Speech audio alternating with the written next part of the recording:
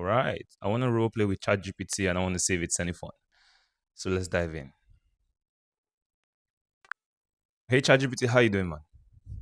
Hey, I'm here and ready to help. What do you have on your mind today? Awesome. I want to do a role play. I want to take a solar offer. I want you to be prospect. I want to start from the intro of the call. So imagine that we booked a call onto my calendar.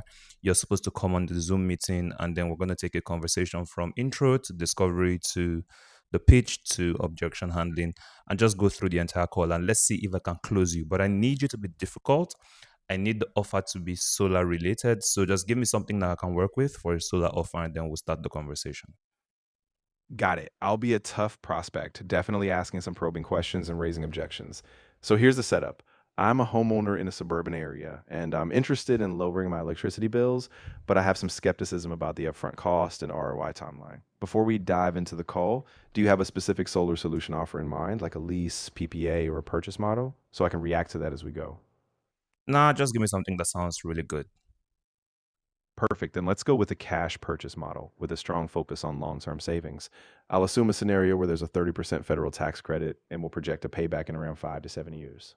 All right. So imagine I'm on the Zoom call now. I'll let you kick off the introduction and I'll respond as a skeptical prospect. Hey, ChatGPT, how you doing today, man? It's a pleasure to have you on the call.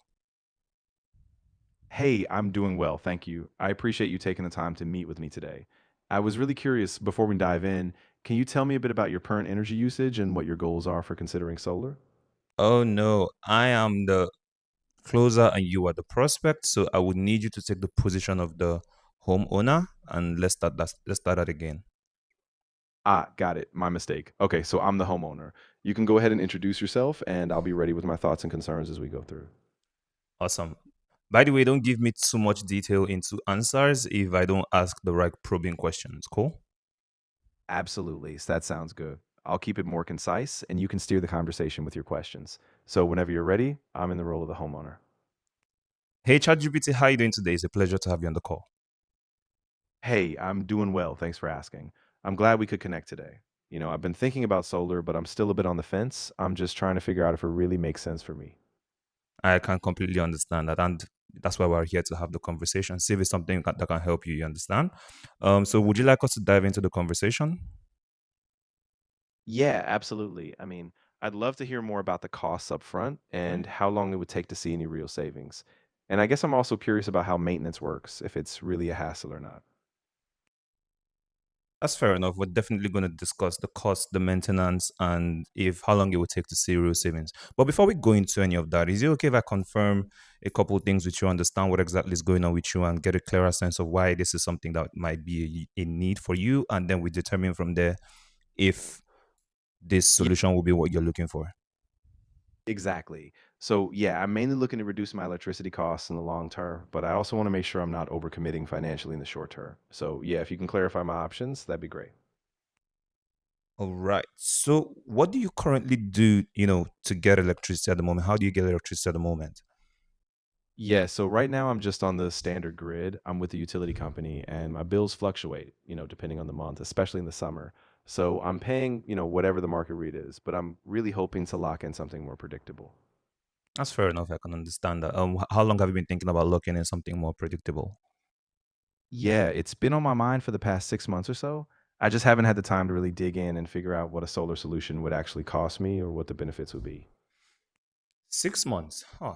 So, what have you done in 6 months, to try to like figure out something that's more predictable? Yeah, that's a good point. I mean, I've just been doing a bit of research here and there, but nothing really concrete. And honestly, I guess I've been a bit worried about the upfront cost. So I've just been kind of hesitant to really make a move.